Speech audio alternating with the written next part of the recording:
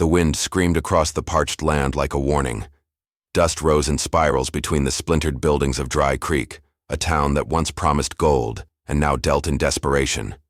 Paint peeled from storefronts like old scabs, and horses stood with drooping heads, their ribs sharp as broken fence rails.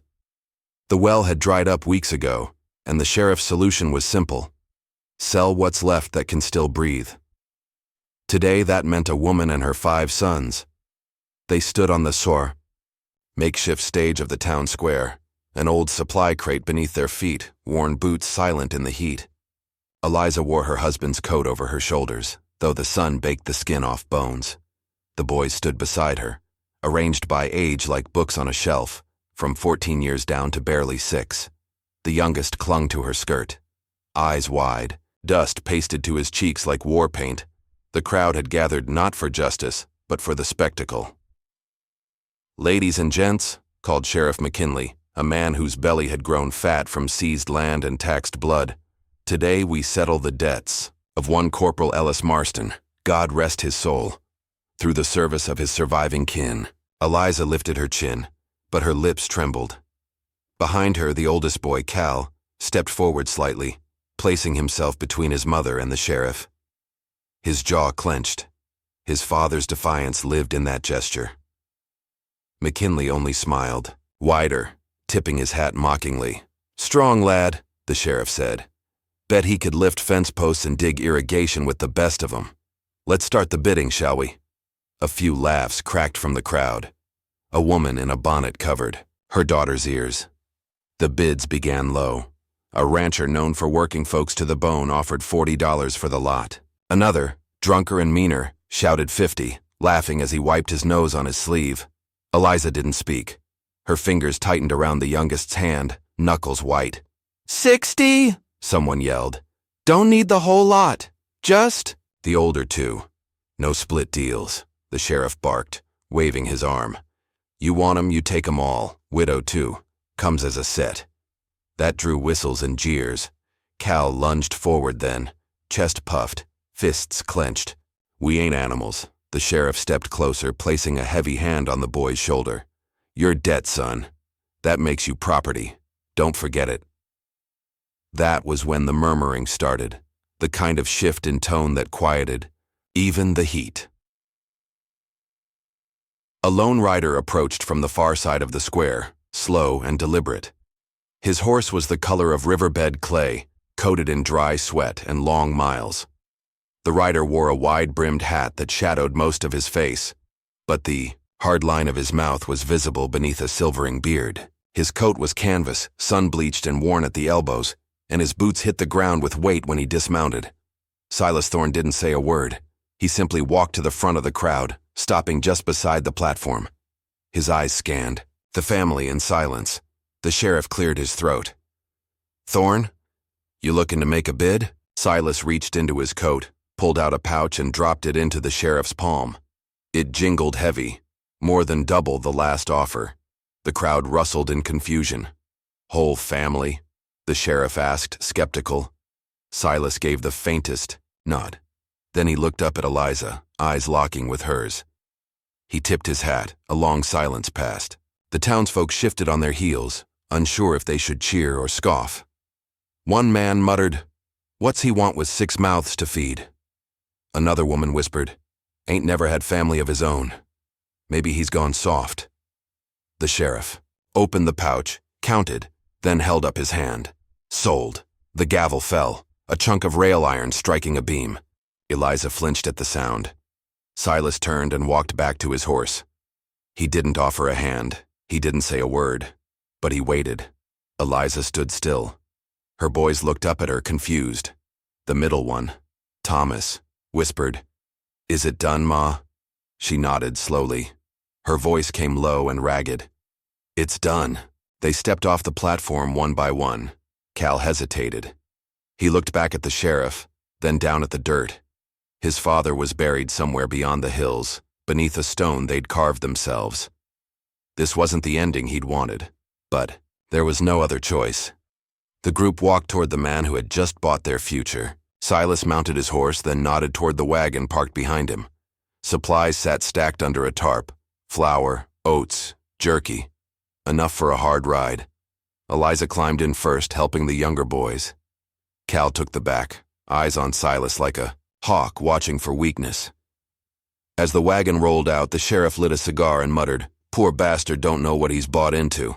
The wind picked up again, dust swirling through the emptying square. Somewhere far off, a dog barked once, then stopped. The youngest boy sat near the front, legs dangling, straw hat too big for his head. He looked up at the silent figure riding beside the wagon. "Do we gotta call him Pa?" he asked. No one answered. Silas didn't turn, but after a long moment, he reached down and passed the boy a small piece of jerky. A gesture. A beginning.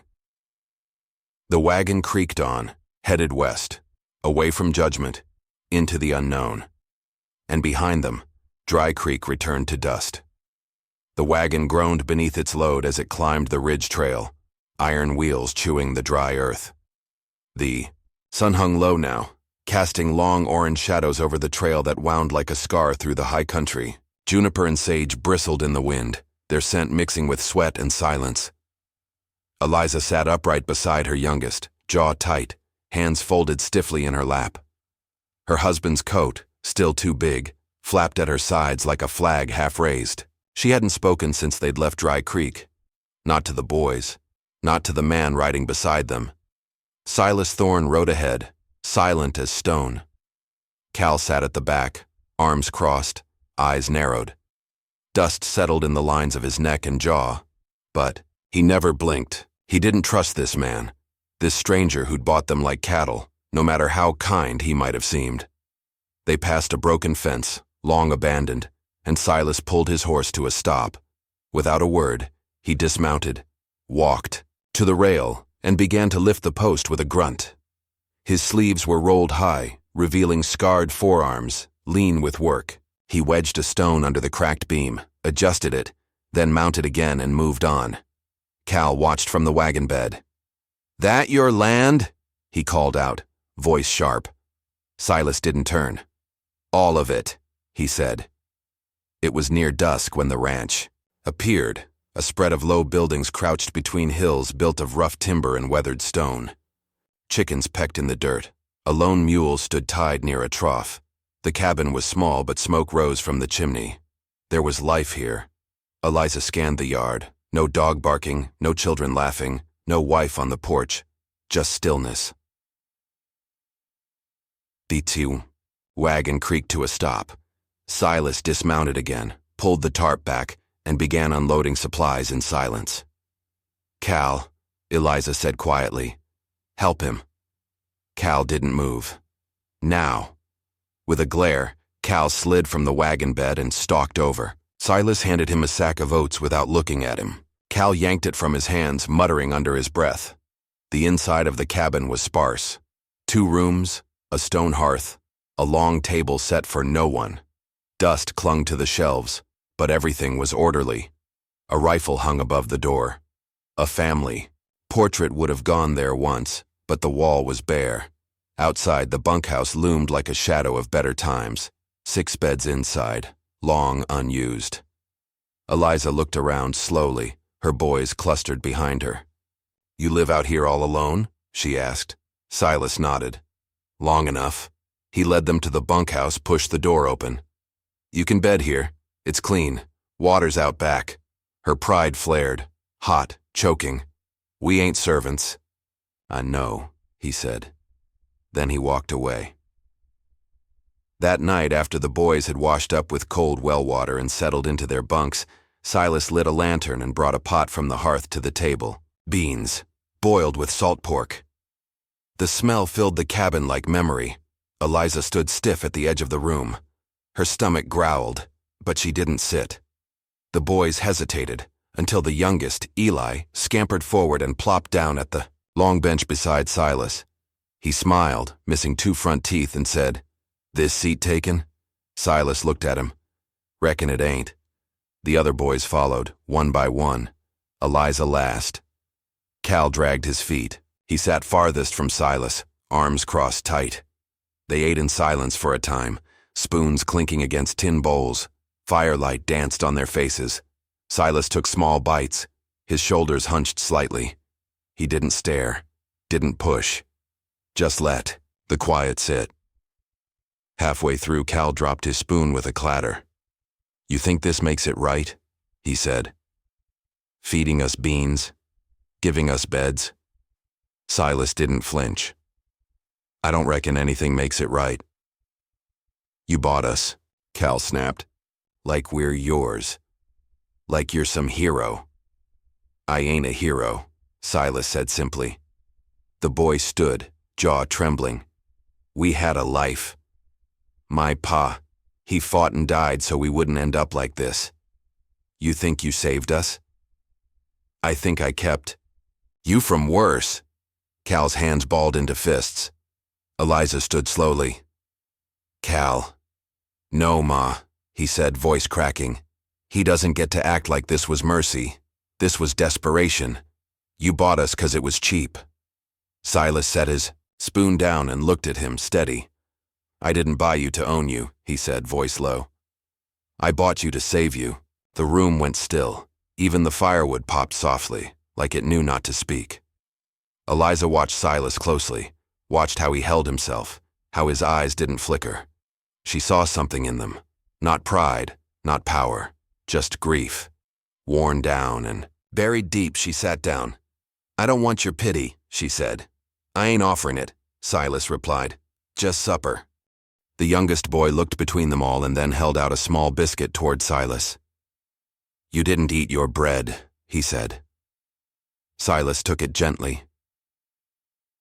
The moment passed, like a storm that changed the air without washing anything clean.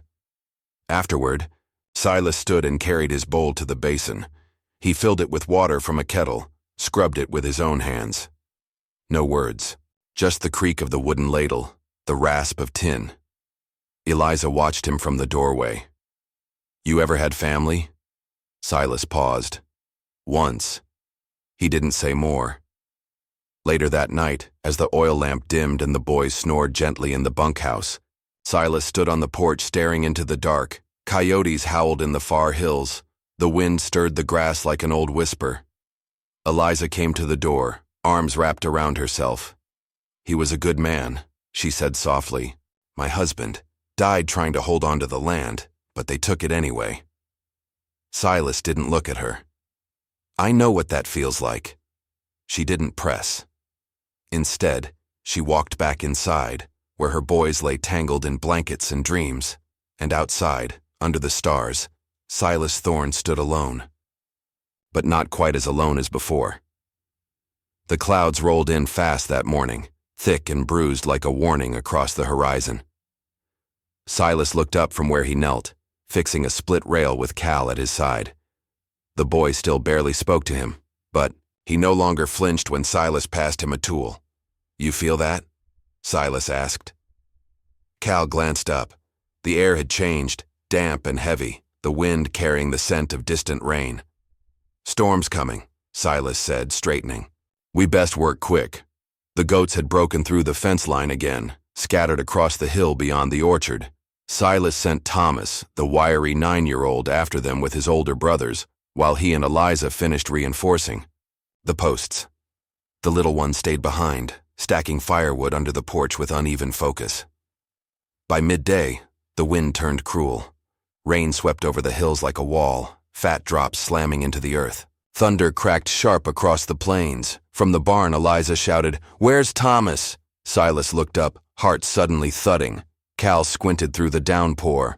"There!" he yelled, pointing. Far down the slope, Thomas was running, barefoot, chasing a goat that had darted toward the rocky creek bed. His shirt clung to him, his feet slipping in the wet grass. Before Silas could react, the boy's leg twisted.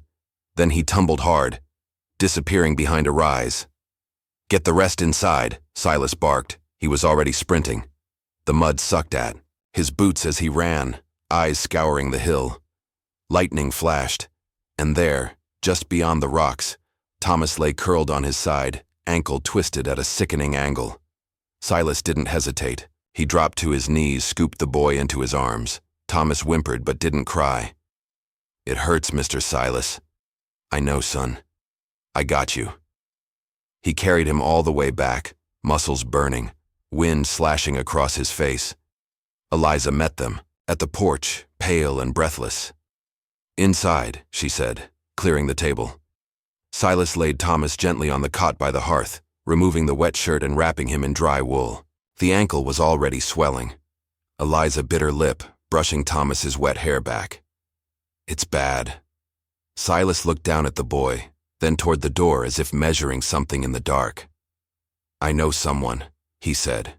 Without explaining, he pulled on his coat and disappeared into the storm. The fire had burned low when the knock came. Not on the door, on the frame. 3 slow raps like a rhythm only old soldiers knew. Eliza stood, protective, arms spread instinctively in front of her children. Silas opened the door. A tall figure stepped into the glow, dripping wet, wrapped in a dark blanket, feathers tucked. Behind one ear, a beaded necklace catching the firelight. His face was lined and unreadable, eyes sharp beneath the brim of a wide hat. Eliza's breath caught. "Name's Half Shadow," the man said quietly. His voice was rough but calm. He said there's a boy who needs healing. Silas stepped aside. Tension filled the room like smoke. Cal stood, fists clenched. "You brought a Comanche into our house?" "He's not Comanche," Silas said. "He's my friend." "No such thing," Cal muttered. Half Shadow knelt by the injured boy without reacting to the insult. He pulled a small leather pouch from his satchel and opened it, revealing crushed herbs and bark. Eliza watched, unsure whether to stop him, but Thomas's pale face convinced her otherwise. "What are you doing?" she asked. "Calling the swelling down," Half Shadow murmured. "Pain needs direction. This will help." He mixed the herbs with boiled water from the fire, crushed them into a poultice, and wrapped it tight around the boy's ankle with cloth that smelled of sage and pine. Within minutes, the boy's breathing steadied. Eliza knelt beside them, watching the strange man work. "You've done this before." Half Shadow didn't look up. "I've done worse." Silas leaned in the doorway, arms crossed, shadows crawling up his weather-worn face. The rain softened outside, replaced by the hiss of wet leaves. Cal hadn't sat down. Finally, he said, "You served in the war?" Half Shadow glanced at him. "Yes." "Which side?" "The side that kept me breathing." Silas chuckled once, low. "Saved my life outside Coldwater Ridge. I was bleeding out in the mud. My own men ran. He didn't." Cal looked from one man to the other, then slowly sat again, the fire in him not gone, but banked. Later, the children fell asleep on mats by the hearth, Thomas snoring softly, his ankle wrapped in warmth and medicine. Eliza remained seated in the corner, staring at the flames. Silas poured 2 cups of coffee and brought her one. She hesitated, then accepted it with a nod. "He talks little," she said, meaning Half Shadow. "So do I." She took a sip. "He knows how to care for people, like you do." Silas looked toward the cot. "I didn't always." There was something raw in his voice, unpracticed. Eliza turned. "What happened to your family?"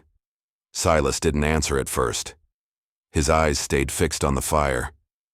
"My wife died birthing our second," he said quietly. "The boy didn't make it either. I buried them under the cottonwoods. Then I stopped speaking to anyone for a long time."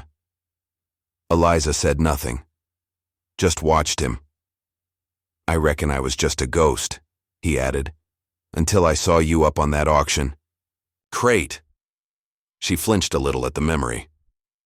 "I ain't no one's savior," he said, "but I saw 6 lives being crushed, and I knew I could at least offer shelter." "You did more than that," she said softly. A long silence passed between them. Then a small voice said, "Pa." They both turned. It was Eli, the middle boy, half asleep, thumb in his mouth. He reached out toward Silas, confused in the firelight. "Pa?" he asked again. Silas stood still. The others didn't stir. He stepped forward, knelt, and tucked the blanket around the boy. "I'm here," he whispered. Eli closed his eyes again. Eliza's throat tightened. Silas didn't correct him. Half-Shadow left just before dawn, vanishing into the mist without a word. But something lingered behind him, an understanding maybe, or a bridge quietly built. And in the flickering firelight, Silas Thorne stood watch over the sleeping family. Alone in the room, but not alone in the world. Not anymore. A tear slid down his cheek. He let it fall. The morning broke too still. Not a bird called. Not a branch stirred. Even the wind seemed to hold its breath. Silas felt it in his bones before he heard the hoofbeats, low and distant, like thunder creeping over the hills. He set his coffee down without drinking it and stepped out onto the porch, his boots slow on the wood. The sky was overcast, heavy with stormlight that hadn't yet turned to rain. Cal joined him without a word, shouldering the Winchester Silas had let him clean the night before. The boy's jaw was tight. He'd barely spoken since calling Silas Peshu in the haze of sleep, but something had changed in him since the storm. His stance, the way he carried weight, the way he looked at Silas like he wanted to understand him now, not fight him. Down the trail, 6 riders crested the ridge, rifles slung and dust rising behind them. At the lead rode Sheriff McKinley, flanked by hired guns, faces Silas didn't know but recognized anyway. Bounty men, drifters, and debt chasers, who'd kill over coins and call it justice. Eliza stepped onto the porch behind them, her hand on the doorframe. The boys clustered inside, silent and wide-eyed. "They're early," she whispered. "They're coming for you," Silas said. "Figured they would. I'll talk to them." Silas shook his head. They didn't come to talk. The riders pulled up 20 paces out. McKinley sat high in his saddle, smug under a wide white hat. "Morning, Thorne," he called out. "I heard you made a purchase you had no right to." "Paper says different. Paper was forged," McKinley lied. "Deal's off. The widow and the boys come back with me." Silas took a slow breath. "Ain't happening," the sheriff chuckled. "I knew you'd say that. But this time, we came ready." Silas stepped off the porch, rifle slung over his shoulder, boots moving with the slow certainty of a man who'd seen worse and lived to bury it. Then, from the tree line behind the cabin, a figure stepped out. Tall, calm, wrapped in shadows and earth tones. Half-Shadow. He carried a bow, no words on his lips, only the quiet warning of a warrior who had long ago chosen his side. McKinley shifted in the saddle. "That your dog now, Thorne?" "He's the reason I'm standing, and he'll be the reason you ain't." Tension snapped like a pulled wire. One of the hired men reached for his gun, too fast. Silas raised his rifle and fired. The man dropped from his saddle, screaming. The ranch erupted in chaos. Gunfire cracked through the yard. Eliza pulled the boys to the back room. Cal darted to the porch rail, fired once, then ducked. Bullets tore through the boards. Dirt kicked up at their feet. Silas moved fast, lean, precise, trained. But there were too many. One of the gunmen flanked left, and a shot rang out. Silas staggered back, clutching his side. "Silas!" Eliza screamed. He collapsed to one knee behind the well. Cal didn't hesitate. He grabbed Silas's rifle, rolled behind the trough, and took aim. His hands shook, but only once. He fired. One man fell, then another. Half-Shadow loosed 2 arrows in quick succession, silent and deadly. McKinley cursed and turned to flee, but Cal stepped out into the open, rifle raised. "You ride out of here," the boy shouted, voice strong. "Or you don't ride at all." McKinley hesitated, then yanked the reins and galloped off, his remaining men not far behind. Silence returned like a sudden exhale. Cal dropped the rifle and ran to Silas. Eliza was already there, pressing cloth to the wound. "It's shallow," she said. "Through the side." Silas grimaced. "Ain't my first scar." "You're not dying," she said. "Not now." Half-Shadow approached, eyes scanning the hills. "They won't return soon, not after that." Eliza looked up at him. "Thank you." He only nodded, then turned back to the trees. He would leave as he came, in silence, a shadow vanishing into the land. Later, as the sun broke through the clouds, Silas sat propped up in a chair on the porch, bandages wrapped tight around his ribs. Eliza brought him water. Cal helped the little ones move firewood without being asked. Thomas limped past with a crutch made of old hickory and wrapped in leather. "I'm guarding the chickens," he said proudly. Silas smiled faintly. "They're lucky to have you." Eliza sat beside him, arms folded. "I've been thinking," she said, "about going, taking the boys and finding something else." Silas didn't answer right away. "I wouldn't stop you," he finally said. "But you should know something." She turned to him. "I didn't buy a family," he said softly. "I found one." Her eyes filled, but she blinked it away. "You sure you want 6 more mouths?" "I've had emptier winters." They sat in silence a while, watching the boys play near the barn. Cal threw a stick for the dog they'd adopted, mangy and half-deaf, but loyal. Thomas tried to chase it, limping and laughing. Then Eli, the youngest, climbed onto Silas's lap, leaned into his chest, and sighed. "I'm glad you're my pa," he whispered. Silas closed his eyes, held the boy tighter, didn't say a word. But this time he didn't cry. If this story stirred something in your heart, about family, about belonging, about second chances, then we'd love to hear from you. Drop a comment. Have you ever found love or loyalty in the most unexpected place? Like this video, subscribe for more stories of courage and connection, and don't forget to ring the bell so you never miss the next one.